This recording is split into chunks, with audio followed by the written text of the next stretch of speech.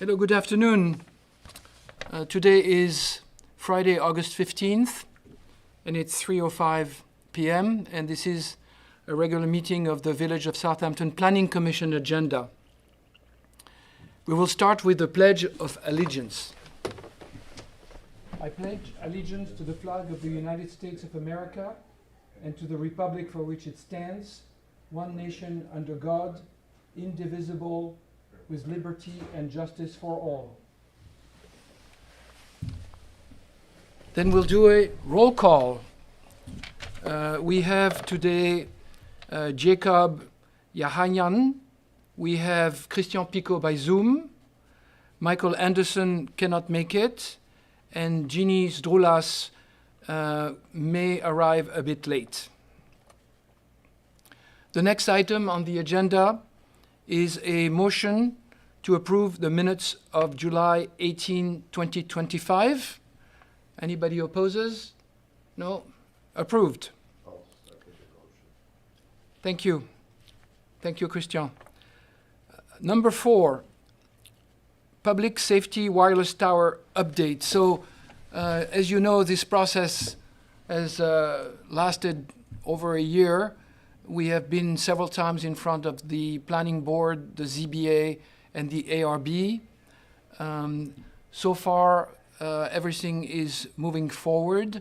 Last week, the ARB decided that they wanted a modification of the look of the fence on the parking lot of the Windmill Lane fire station.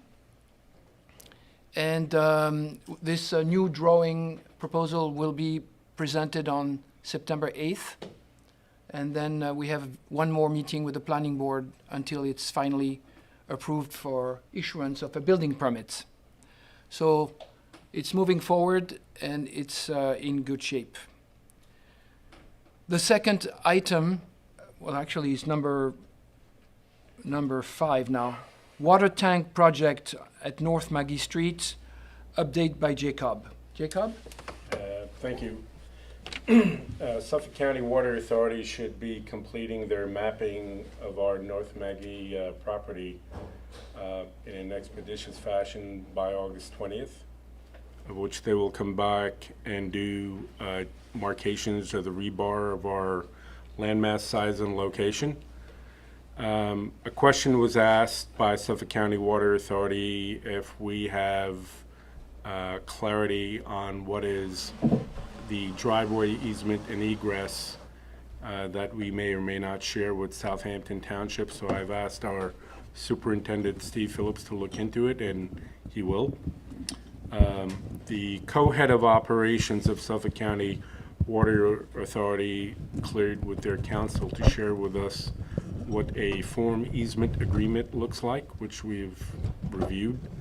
I've subsequently gone back at the behest of my colleagues here on the Planning Commission and asked for a range of the economics and possible present value, as this is a long-term land agreement.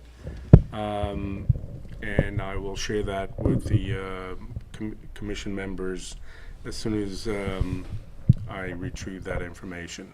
But Suffolk County Water Authority has been very proactive in supporting our need of having the additional 2,000 water gallon capacity for our sustainable and infrastructure needs for the village.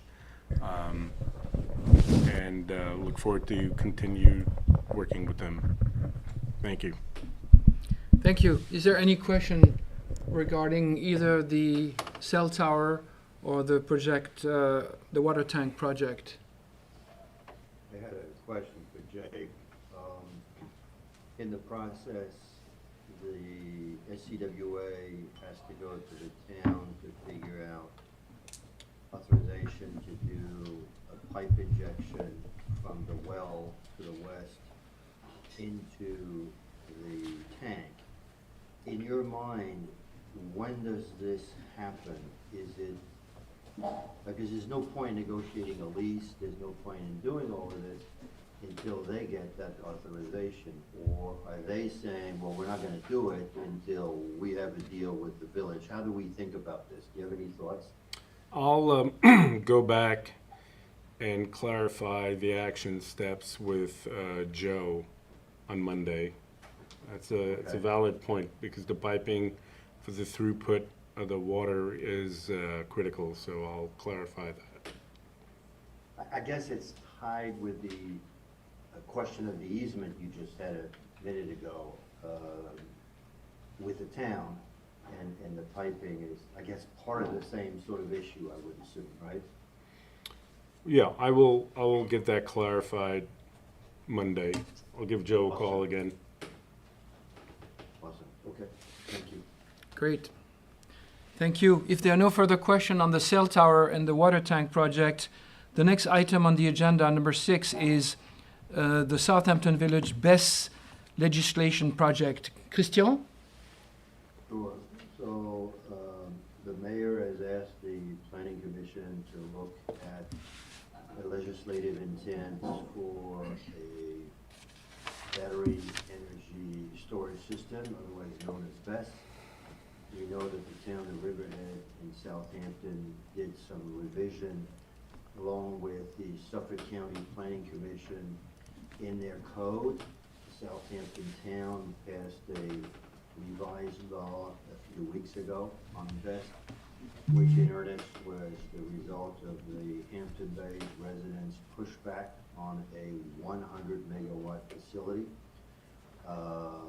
And now in the new code of the town, the limits are in what they call Tier 2, which is the capacity allowed from 600 kilowatts to only 5 megawatts. So a project like the Hampton Bays BESS facility, which was to be located at the canal between the railroad track and the county road, for a 100 megawatt, which is an enormous facility, would no longer be contemplated in the township of Southampton, since they have now limited Tier 2 to 5 megawatts.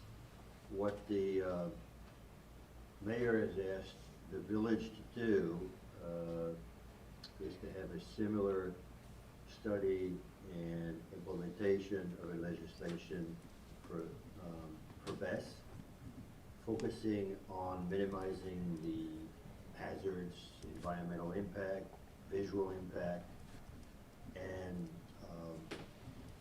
really, while doing this, supporting the compliance with New York State climate goals. Unfortunately, you can't say you're just not going to allow it, and the state home rule won't allow you to do that, so you have to put legislation which guides any project and its site plan. So what we're going to work on is obviously emphasizing fire safety, special separation from residential areas, and a tiering system, possibly.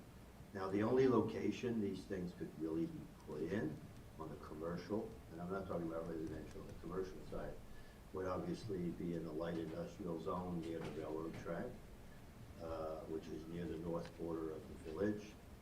The most obvious place to put a large BESS would be the PSCG owned site, which is on the other side of the railroad track, and unfortunately the village has no jurisdiction there. But I think the comfort to know that this new local law revision, local law 22 of 2025, limits BESS to 5 megawatts. So stories like the drama of the proposed 100 megawatt facility at Hampton Bays would not be anywhere near there. Furthermore, when I looked at how they wrote it, the Tier 2 system, which would be anywhere from 600 kilowatts to 5 megawatts, would require at least 300 foot from residential parcels or occupied community buildings. And I don't think you could do it on a PSCG site anyway, the way the town has done its revisions. So good for them. I can't say the same for Riverhead, which is far more, and I guess for good reasons, lenient on BESS.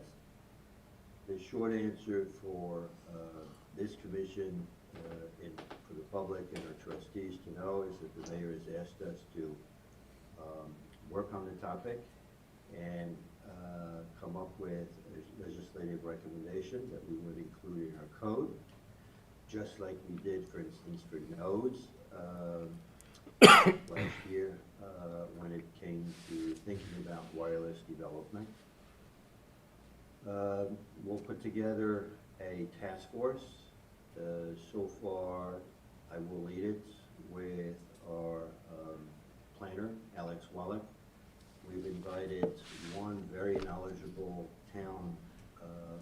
village resident to work with us, who's accepted, who's very knowledgeable on BESS and who has spent a lot of time studying and understanding what the town was doing. So he's accepted it, it's good. And today I would appeal if there is anyone in the community who has any knowledge and interest in working with us on this legislation for BESS to step forward. That obviously would concern possibly the Environmental and Sustainability Committee, though I don't think they have anyone on that committee who's knowledgeable on BESS as a whole. But certainly if someone wants to join, they can. So we're going to probably have a meeting on September 5. I've asked Alex to sort of think about any and all parcels where BESS would be possible in the village. It's going to be probably a pretty quick exercise so that we can think about the setbacks. As an example, we could think about how we would want to either copy or even be more restrictive than the township in its approach. But the town did do a pretty good job. We will work along with the Suffolk County Economic Development and Planning Division of Planning and Environment. They're the ones who got in touch with us, flagging this to us that we should be working on it as part of a South Fork incorporated entity, as the village is. So we'll reach out with them and coordinate this. So that's the group. It'll take several months, but we're going to start this in earnest in September. That's what I wanted to share. Any questions or thoughts as to how we should approach this from any of you on the commission or anybody from the public? Yeah, one of our divisions of our corporation in Texas happens to be in energy, and one of our companies is American Battery Tech. But I have some few basic questions that maybe Alec can answer. What is the ordinance core language? Is it that we are mandated to buy within our utility purchase sustainable energy? That's either solar or wind based that requires industrial grade lithium storage? I mean, what's the core of it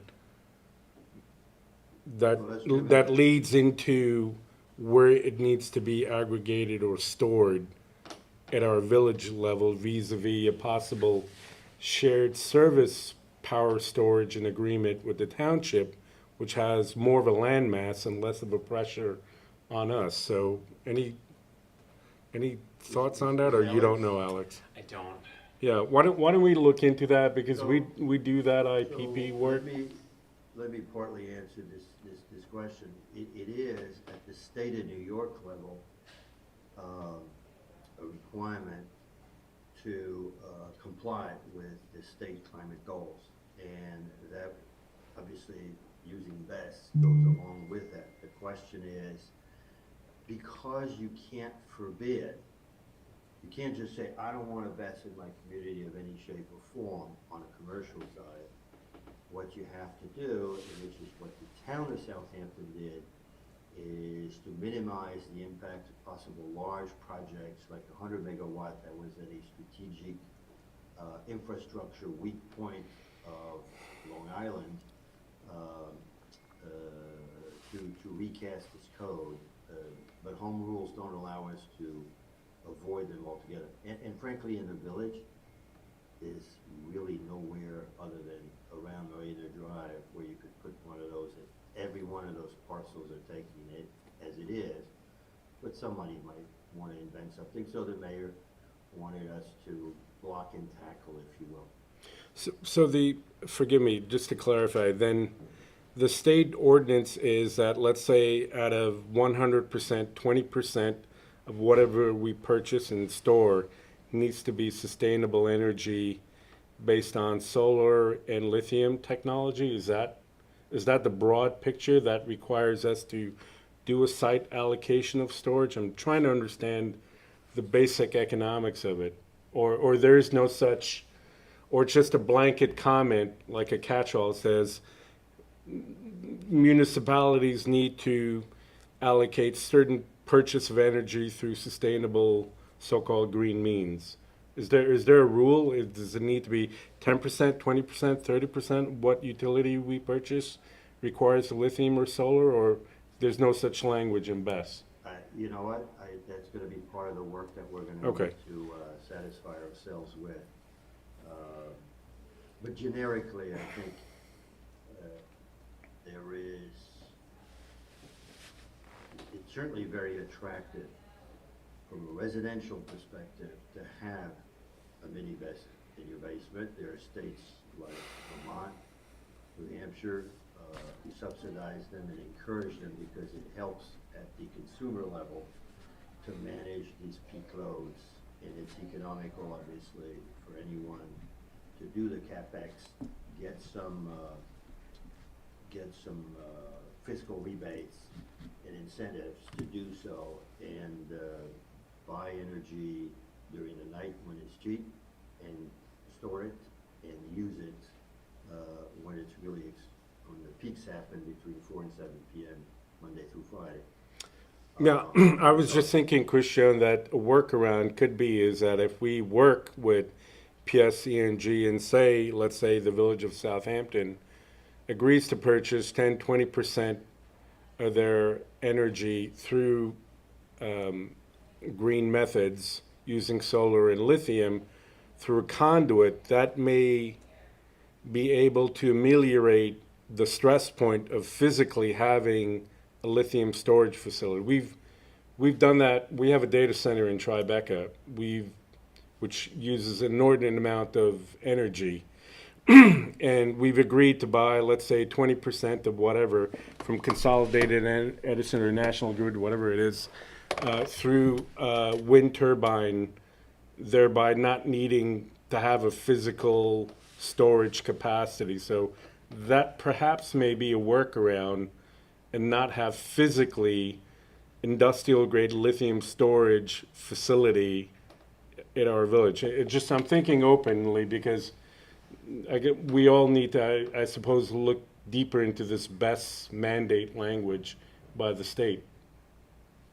Yeah, I mean, look, you raise a really good point. We'll need to spend some time on that particular aspect. As you may remember, the township has a large solar facility and an agreement with PSE&G.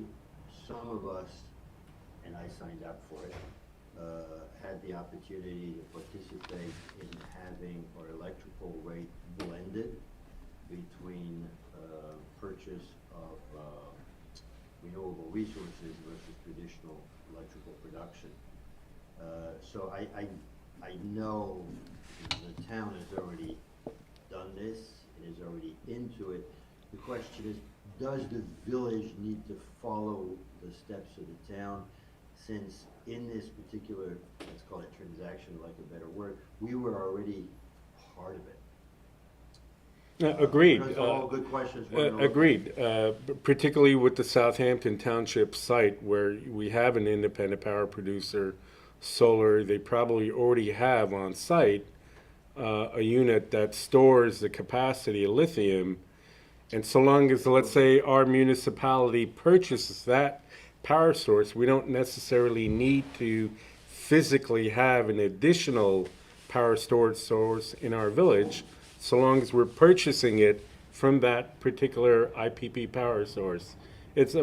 We're thinking out loud. I mean, anyway, Okay.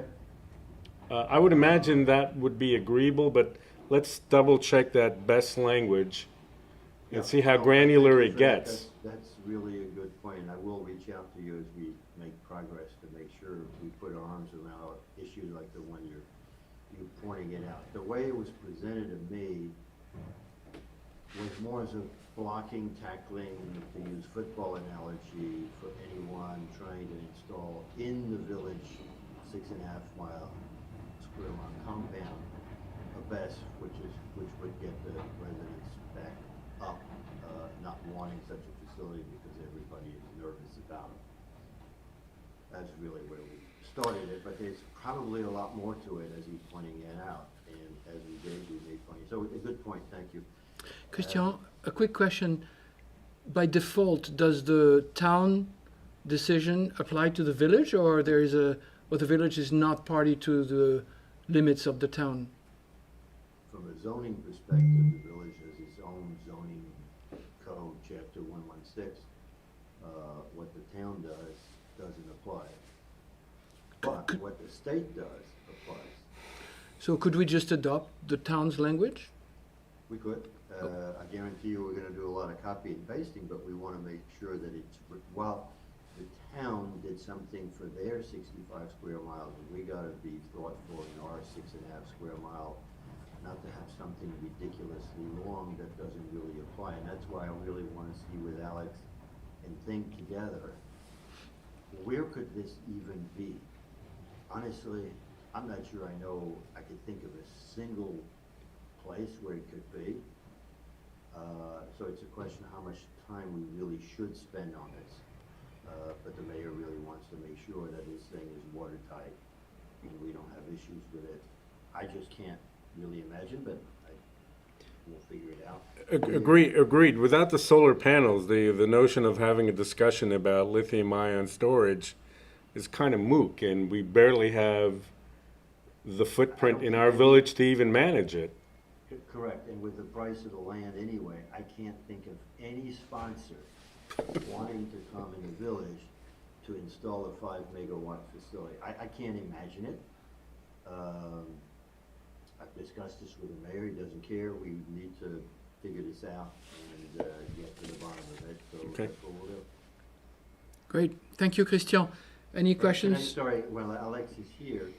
Can I confirm, Alex, I sent you an email a few weeks, or a few days ago, a couple of weeks maybe, trying to earmark your calendar for September 5 on the exercise. I hope you recall that email. I didn't get an answer. Does that work for you? You recall the email? Let's start with that, Alex. I'm looking for it now. For the discussion on BES, our first meeting with sort of framing how we're gonna do this. Do you recall the email? Shall I send it again? Yeah, if you could resend it, that would be great, because I'm not finding it here. All right, I will do that.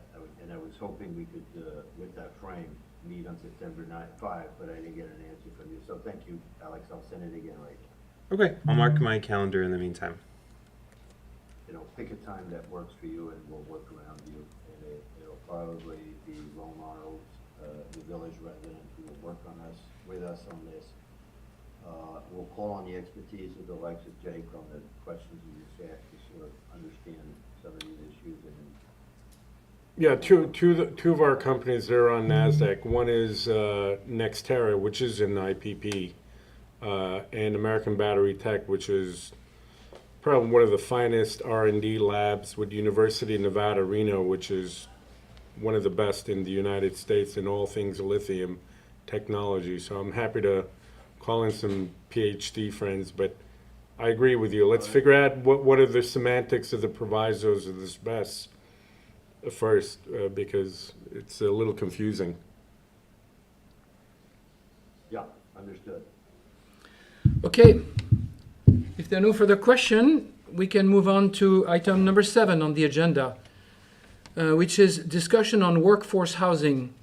As you know, the village has been trying to implement a code, a specific code amendment to try to encourage developers to include workforce housing. And last night at the Board of Trustees, it was discussed at length.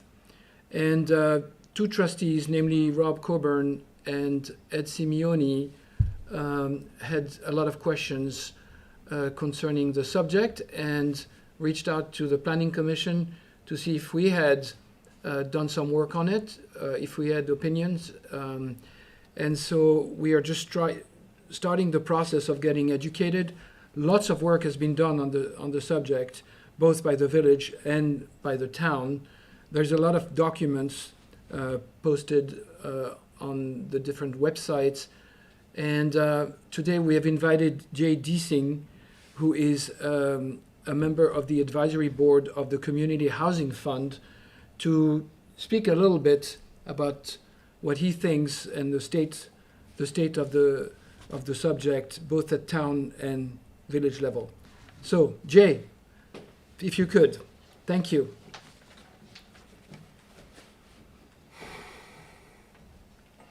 Podium? What's best, Sage? Don't you want everybody at the table? Sure. Good to see you, Jay. Nice Hi, to Jay. see you. Thank you. Appreciate the opportunity to come in and talk with you about this. I'm a village resident, so the village's view on affordable housing, workforce housing is critical. And I'm the Southampton Village member of the 16-person panel for community housing funds. And essentially, as you know, back in 2022, and I think you've pulled this off of the website, the town put together a housing plan, which we worked with them on essentially to look at each municipality within the town, each little area that they felt was a neighborhood, to see what the problems were, what the opportunities were, what the needs were. And we thought that would be the first step in helping us to be able to evaluate, because to some extent we're a very reactive board. Our mandate is essentially to wait for people to come to us and then evaluate or help them put together a transaction that they may have started. And it also includes some programs that we have sponsored and funded where you can get assistance up to $125,000 to rehabilitate an accessory dwelling unit. You can get first-time housing buyer credits in the form of a cash payment, and then also some additional rental incentives to help keep properties in the affordable category. So there's a number of different ways, and we have monthly meetings, and at every one of those meetings we have an Excel spreadsheet which sort of shows all of the different transactions that we're currently looking at. And many times a transaction will come in, for example, I think it was a 3.4 acre parcel up on Watermill, a 3.8 acre parcel in Watermill on the highway. And that was one of the first transactions that we looked at. And a lot of people thought that the price initially was high, but we also felt that getting something east of the canal is rare.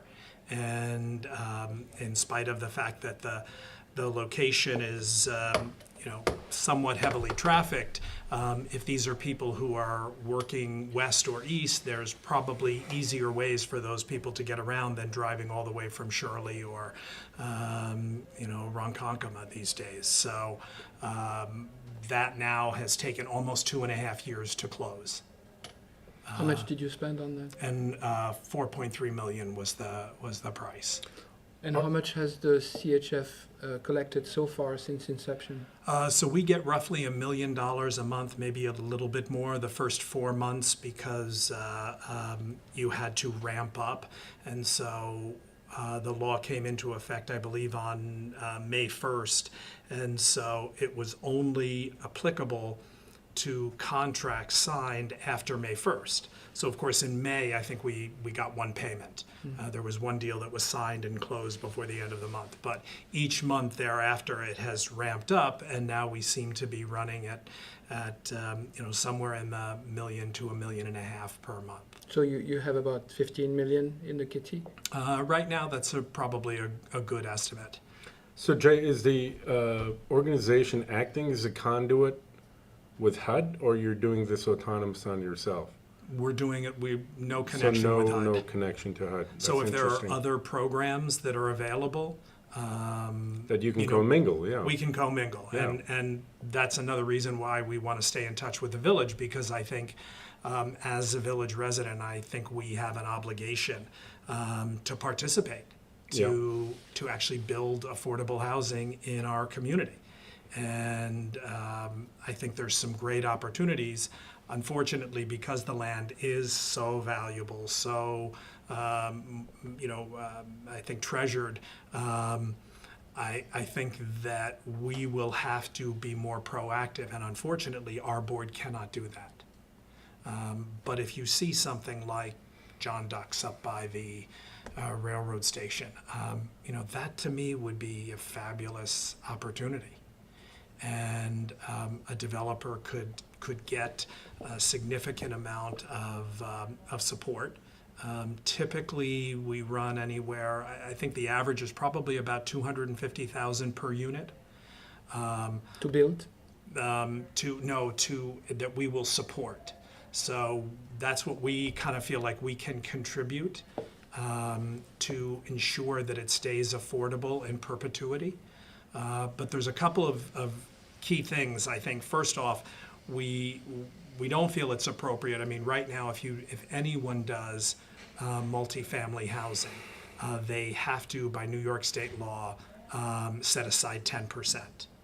So we don't want to give you $250,000 on those 10%. I mean, that's something that you have to do to get the additional density. So we don't feel that would really be appropriate. Does the mission require like minimum 4 residential units? Do you have a mixed use requirement? Do we? Yeah, let's say, because we all know land is very finite here, as you correctly stated. It's very limited, and we don't have a lot of land mass. So to the extent what we can do in multiple residency, it's quite limited. So I would imagine you would look for opportunities, John Duck being one of them, where it serves of 4 to 6, 4 to 8 units, perhaps, that the FAR would allow. So do you require that, that you want minimum kind of units within our limitations? We've actually also looked at some supportive housing units where it's a house. Yeah, And there are 4 residents who are living in that house. So it doesn't have to be it can be an minimum SFR number. or 2. Yeah, I mean, it could be a Yeah. 2-family home. Okay. I think there's a lot of options. We've got those properties on Hampton Road that I don't know whether you'd ever be able to combine some of those. Yeah, I think Alex, I remember chiming in on one of those meetings, and you said at best we can add on Hampton Road about 20 residential units based on the parcels of land, if I understood it correctly. I mean, we're limited in the village. We all know this. You and I know we spoke about doing that at 43 Hill Street with HUD before that went in a different direction. So we are super limited. All we have is Hampton Road, Windmill Lane, and then what I'm looking at now at 131 Main Street, which has got a half an acre that you can do sustainable 2 to 3 units in the back, but that's been a concern for all of our families, including our kids, because all of our kids can't afford to live here as well. I mean, one of the things that we are seeing, though, is that in some instances, developers are using the affordable housing label to get greater density. Right. And my concern, and I think many people on the board feel the same way, not everybody, there's a wide Right. viewpoint, but many people feel that some of these developments that are giving us 3 or 4 affordable housing units, but adding 34 luxury units are net negative for the community, and that we should really, my feeling is we should not make any zoning allowances that do any additional luxury housing in Southampton. We don't need it in our village anymore. We can't handle it. I mean, you look at places like Switzerland where there's actually a 20% cap of vacation homes in their communities. They absolutely cap it. Yeah. And if it's not a primary residence after that, because what we built here is an imbalanced community. And it's unsustainable. And I think that if we don't start dialing that back, I have associates at work that live in Wading River. Most nights it takes them 2 hours. It's 16 miles. We know it, yeah. We all know it. And you can't, that's environmentally unsustainable. I think it's economically unsustainable. And so, if we're going to make an accommodation for a developer, I really don't think we can do it for added luxury housing in our village. We need every unit when it's going to have density, and maybe we'll have to revise the whole density. Maybe density is now going to be 20 units per acre if you get a sewer district and you can sort of try and build a little higher, maybe 3 to 4 story buildings. I mean, I think we've got to look at some novel ways to get more housing because, what are we waiting for? The traffic to get worse? It's not bad enough now. Well, music to my ears, Jay. Thank you. We're an investor in Greystone Housing Impact Fund and Lument, so those are 2 good entities for you guys to get to know, and they do workforce housing and sustainable design as well. We're coincidentally doing one right now in another affluent area, Hancock Park, Los Angeles. Same thing, elder care, affordability. The homes are expensive. Land's very scarce, and we're taking a prominent landmark. We're doing a seismic design because they have earthquakes there, and doing a age and place adaptive reuse. It's a pervasive problem in all high-dense affluent areas. There's just not enough workability for younger generations, including us. Alex, you have something to add? Oh, no, I thought you had a question for me. But Well- other than, you're right. One of the limiting factors in the workforce housing proposal that's being discussed is the Suffolk County Health Department regulations. That's the because other they- one, right?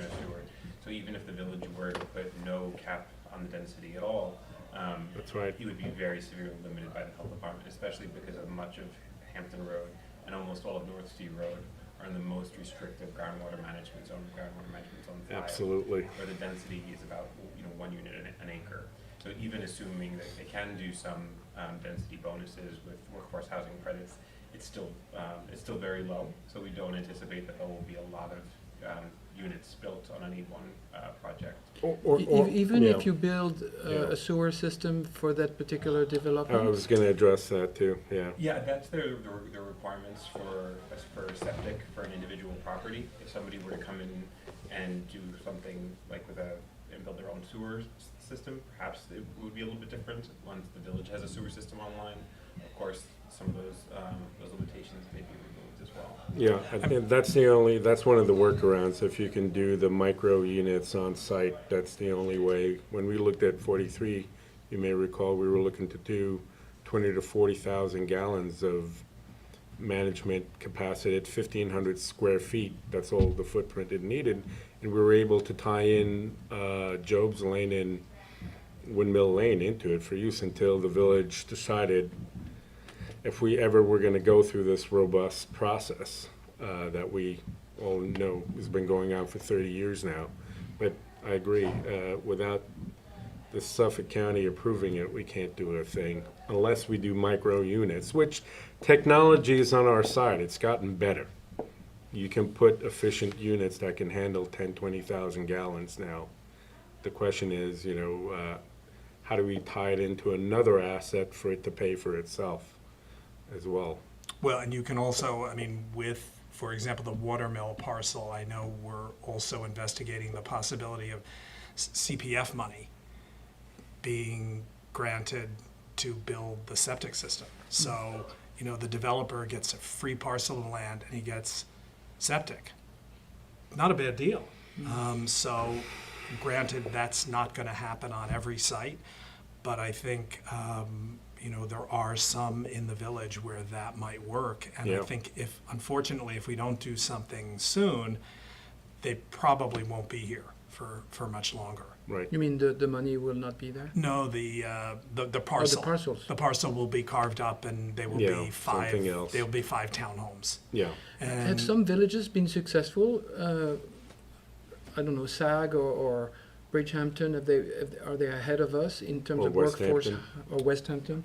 In terms I of, mean, East Hampton has done, I think, a better job of being able to build and get some interest in workforce housing. do you know why? Do they have more land or why are they successful? I think it probably, their zoning is tighter. So I think here, what you have is a problem where someone can take a ranch house and he can turn it into a real McMansion. And the profit is so massive that it happens very quickly. I mean, virtually every house here is getting purchased by a developer. It gets flipped, and there goes another opportunity. Yeah. And I think in East Hampton, the zoning is tighter, much tighter. And so I think that's not happening as much. And so it makes it more likely that some of these houses will either have the opportunity, or some of these areas have the opportunity to get redeveloped as affordable housing, or an actual local is able to step in and buy it. I'd be interested in working with you. I'm also on the board of a not-for-profit as well, where housing's one of it, and be interested in collaborating on 131 Main Street, which is what we're looking at.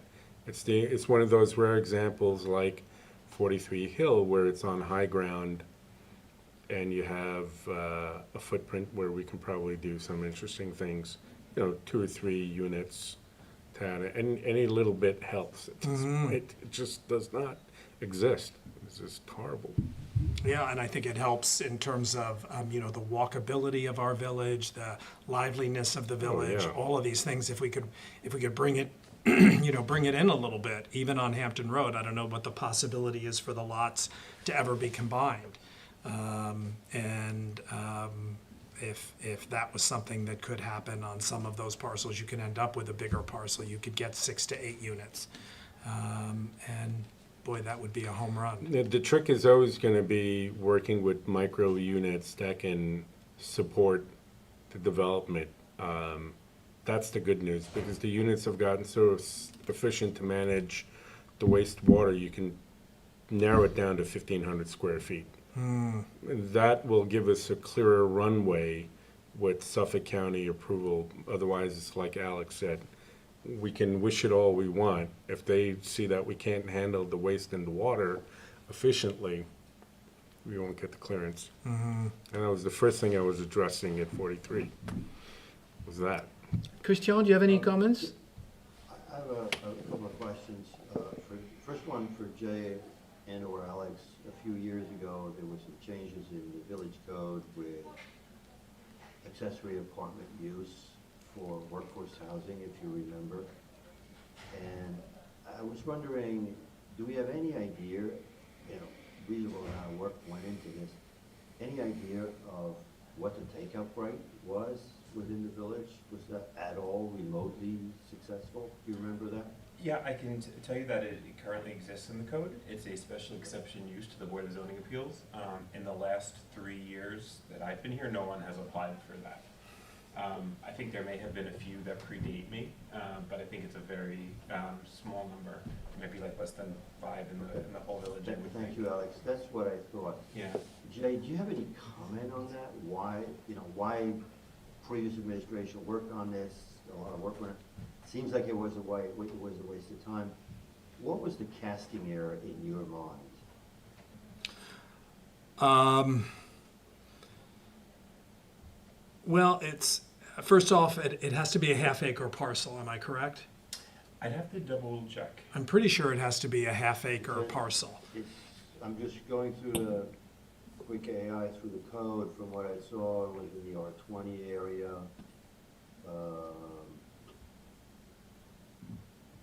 Yeah, yeah, that's right. So I think where you might find people who would possibly do that might be even the smaller parcels, because those are the people who are, trying to stay, could use the extra income. If you're in the R20, you probably have a $2.5 million check on your doorstep. Actually, it's 7,500 as the minimum lot area. And the town is a half acre. The town is 20,000. So Okay, and the village's requirements may be different from the town. yeah, I sort of always assumed that it was probably the smaller size houses, but I think it might just still be that pressure of the highest best use is a vacation home. I was just asking this because I remember that work that was done, and then I heard it never got taken up. So I was curious, clearly there was a casting error. Is it worth for us to revisit this? Or it's just a bad idea to begin with and it's been proven useless? It might not be a bad idea. I mean, I think it's probably not as well known as maybe some of the other opportunities out there. So maybe just letting people know that that's out there, especially in those smaller zones. Because, I know some new trustees on the board who seem to be interested in the subject. Never even brought it up, so I don't think they even know about it themselves. Yeah. It's kind of interesting. The elected officials don't, can't know the whole code or the whole history of it, but that hasn't come up, and I know there were discussions last night in this very room. I listened, and I didn't hear a bit discussed about this. I'm not even sure the folks knew on that base. Yeah, my impression is that you're right, that many of the homes that are second homes or vacation homes are not taking advantage of this, because it doesn't make sense to do so. A lot of, especially new homes, are built out to the maximum gross floor area, so they're not able to add an additional apartment. They would have to take away space from the internal part of the home, which not everyone is willing to do. We've also heard from some people that it's expensive to do, so the people that would take advantage of it can't afford it. The people that can afford it don't necessarily need it. We don't allow it in accessory buildings. It has to be part of the main dwellings, which I think is one of the limiting factors. It's not necessarily hard to get from a village standpoint if they meet the criteria, but I think it's just because of the nature of housing in the village and the logistical requirements that we haven't seen a lot of applications for it. So Alex, given what you said, I'm just trying to figure out whether it wasn't worth doing at the time and nothing will change because of everything you just said, or does one need to sort of do a refresh and advertise it and inform people and see if there's anyone that would take some of it, or is it a combination of people just not really remembering or knowing about it and what you pointed out, Alex? How should we think about this? Do you have any guidance or thoughts, Alex? Yeah, it's a fair question. My thought is that it's a good idea. It helps to promote what people sometimes call like a mother-daughter units. A lot of municipalities offer it. It makes sense. I suspect the demand for that type of unit just may be relatively low. We haven't had a lot of people asking for things like this, just because of the housing patterns in the village. It couldn't hurt to help spread the word, but I don't think it's necessarily an awareness issue. I think there's probably just other factors at play. In the town, they allow it in the garage. Is there a reason that we chose not to do that? I think it was a policy choice by the mayor and the trustees. I think there was a concern that accessory buildings would essentially become secondary dwellings. And that there was concerns about, pool houses being turned into dwellings, being made into like vacation rentals and things like that. They thought that would make it harder to monitor. But you're right, there are a lot of municipalities that do allow it in secondary structures, like granny flats or something like that. But the choice was made to require it in the primary dwelling. Yeah, I Jay, mean, do you think that's something we should look at again? I'll find out. Our next meeting is next Wednesday, and I'll see how the town has been doing on theirs, because we actually give up to $125,000 to help you pay for building an accessory unit. And it can be in a detached garage, it can be, I think it can be part of the residence, but I always assumed that it was in a detached garage, because that's so much of the configuration out here, is the house in the front and the garage all the way in the back. And I think we actually allocated for 10 of those units, and I do not know how many. We put aside 1.25 million. So I don't know how many we're taking advantage of. But I'll find out for you, get back to you. My other question, my second question was about the work that's been done by the consultants on behalf of the board at their request on the topic of BFJ. What I'm slightly concerned about is for this commission to look at the topic, et cetera, and be either duplicative or otherwise to what is already experts at BFJ that are working on this. Alex, any thought as to how one should think about it? Because I'm not sure the commission should be competing with the consultant.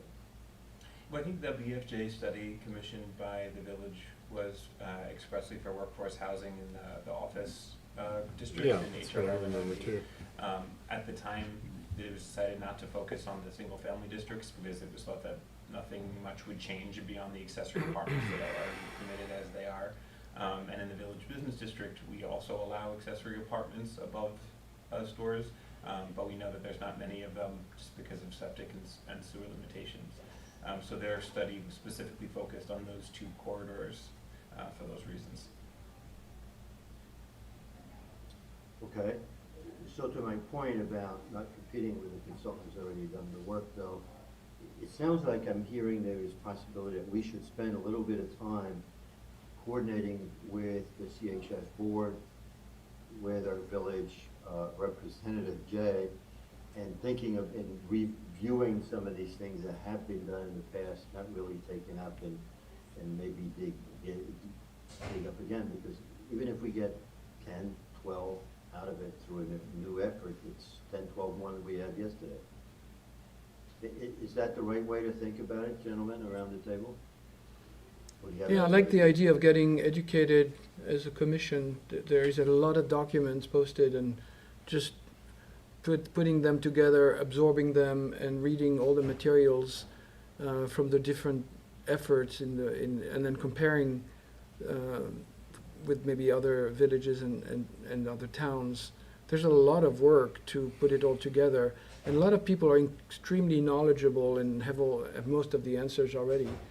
But this effort stems from the fact that new trustee Rob Coburn contacted me and seemed to be determined to maybe do something about it. And I think Ed Simeone is also interested. I think they come from a place whereas they feel that you should force the developer to offer more workforce housing, or to force them to, I don't know, maybe I'm putting words in their mouth, but that the percentage should be higher, and maybe the money that we, or the tax abatements or whatever advantages we offer should result into more workforce housing for any new development. I think that's where they come from. And so Should there be any new development in the village to begin with, to Jay's earlier point, period? Yeah, So it may be a bit circular as an argument here. yeah, it is. And obviously, the higher the percentage is, Happy to do the work, but to what end? Yeah. Is the question. I mean, you gotta have goals and objectives before you start doing all this research. Why are we doing it? well, That's to really what I'm trying to solve. To this point, Rob Coburn was, I invited him to come here today also, but he couldn't make it, he has a conflict. So we'll have him at the next Planning Commission and hear his thoughts, and maybe then we can decide if it's a subject that the Commission should take on or not. Well, certainly on the accessory housing that we had done, the village had done, it would be worth revisiting this. And Jay, we really should look forward to hearing back from your meeting next Wednesday on that topic, because we should revisit this. Okay.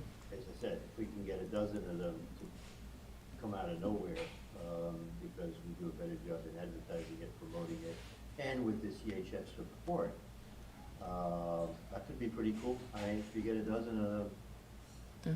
better than nothing.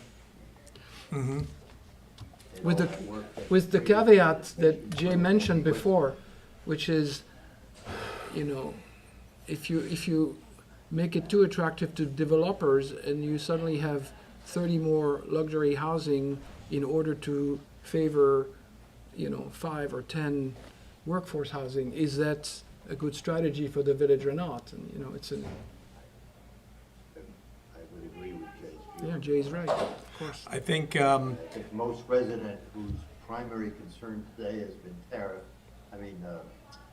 traffic, no longer security or public safety or their taxes. That's all they care about is traffic. I think those are tied. yeah, I mean, one of the things that we, I think, purposely steered clear of is any goals in the plan. I mean, there's not a number for the town. There's not a number for any of the hamlets within the town. Because I think the feeling was we were going to be a reactive board. We were going to have this be organic from the community and from the developers. But I think the problem is severe enough that is not going to solve it. And so over time, I think we will have to be much more proactive. And I think in our village to think that over the next 5 to 10 years that we could do 50 units is not unreasonable at all. I mean, it's numbers-wise, it's a very small investment. I mean, it's not even the cost of one house on the ocean. And I think to say that we don't have that commitment to affordable housing would be disappointing that our village would have that mentality. So hopefully we can find a way to work together, step up, as opposed to, what happened on Watermill Crossing. I understand, we got 4 affordable housing units, although they have not even been released yet to the community. We got 34, 2 to 4 million condominiums right on the highway.